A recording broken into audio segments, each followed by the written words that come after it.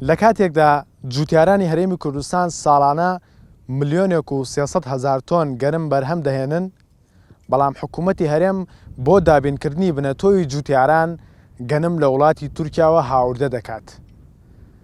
جوتیارانی هەرێم پێویستیان بە 85,000 تۆن گەنم هەیە بۆ ئەوەی 3 ملیۆن دۆنم زەوی کشتتوکاڵی بە گەنم داچێنن. بەڵام وەزارەتی کشتتوکاڵ ئەمساڵ تەنها 5,000 تۆن گەنم دابینەکات و 80,000 تۆنەکەی دیکە لە وڵاتی تورکیا و چەند وڵاتێکی دیکەوە هاوردە دەکرێن. لە هەرێمی کوردستان ساڵانە 44,536 جوتیار گەنم دەچێنن. بەرهەمی ئەم ساڵی گەنمی جوتیارانیش 1,323,423 تۆن بووە. لە کاتێکدا پێداویستی ناوخۆی هەرێمی کوردستان بە گەنم 950,000 تۆنە. هەڵشۆ ئەم ساڵ لە وەرزی چاندنی گەنمدا 100 دۆنم زەوی بە گەنم و جۆ داچاندووە. بەشێکی بنەتۆوەکەی خۆی پاشەکەوتی کردووە و هەندێکیشی لە بازار کڕیوەتەوە. گلەیی لە حکومەت دەکات کە هیچ هاوکاریەکی نەکردووە لە دابینکردنی بنەتۆ. وەڵای حکومەت هیچ هاوکارێکی نەکردوین. سەمادەتەنی 600,000 پێدەین. دەرمانکردنە هەر خۆمانێکین. هەتەنها دەرمانی با بڵێن بژارەکەش خۆمانە بێ بۆی بکڕین. هیچ پەیوەندی حکومەت هاوکارێکی نەکردوین ڕاستی. گەنمی خۆمان زۆر باشە و لە وڵاتی خۆمان زۆر باشەی بڕێت. 1,15 1,10 ئەبڕێت هەتا 1,20 شە بۆ گەنمی خۆمان. بەڕێوەبەرایەتی گشتی کشتتوکاڵی سلێمانی ئەمساڵ 512 تۆن گەنمی بنەتۆی دابین کردووە. بەڵام جوتیارانی سنوورەکە پێویستیان بە 30,000 تۆن گەنم هەیە بۆ ئەوەی 1 ملیۆن دۆنم زەوی پێداچێنن.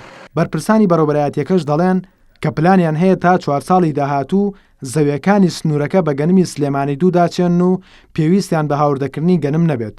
لە دوای ئەوەی کە لە ساڵانی ڕابردوو لە 2023 تاوەکو ساڵی 2000 تاکو ئیستاژ بەشێکی زۆر لە جوتیارانمان کار لەسەر بنەتۆوی ئاراسەکە کە بنەتۆویەکی ئەتوانین بڵێ ناعیمە یاخود بەکەڵکی نان دێت کە یەکێکە لەو بنەتۆوانەی کە چەندی ساڵە ئیشمان لەسەر کردووە.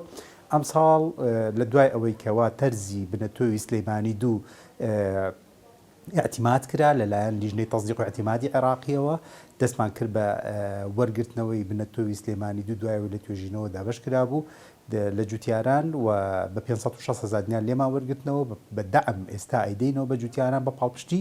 لە بازاڕەکانی هەرێمی کوردستاندا چەند جۆرێک گەنم هەن کە بۆ بنەتۆ بەکار دێت.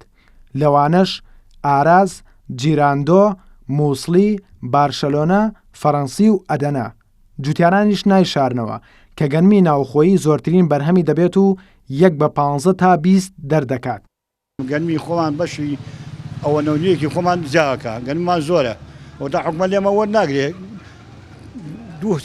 8,000 تەنە 30,000 تەنە ئەوە نەی وەرگرتووە. گەنم هەمووی لە بازاڕ ئێستا ئەوەنە زۆرە ئێستا ئارەزۆی بێت هەتا دەلۆری بارەکەیت. وەزارەتی کشتتوکاڵی هەرێم ئەمساڵ تەنها 5,000 تۆن گەنمی بۆ بنەتۆ دابین کردووە. بەڵام جوتیاران پێویستیان بە 85,000 تۆن گەنم هەیە تا بتوانن ڕووبەری 3 ملیۆن دۆنم زەوی کشتتوکاڵی پێداچێنن. ئێستا حکومەت 15 کۆمپانیای ڕاستپاردووە کە گەنمی بنەتۆ و لە وڵاتی تورکیا و چەند وڵاتێکی دیکەوە هاوردە بکەن. بۆ هەر تۆنێکیش وەزارەتی کشتتوکاڵ 450,000 دیناری دیاری کردووە و بە پاڵپشتی لە 145 دەیفرۆشێتەوە بە جوتیاران.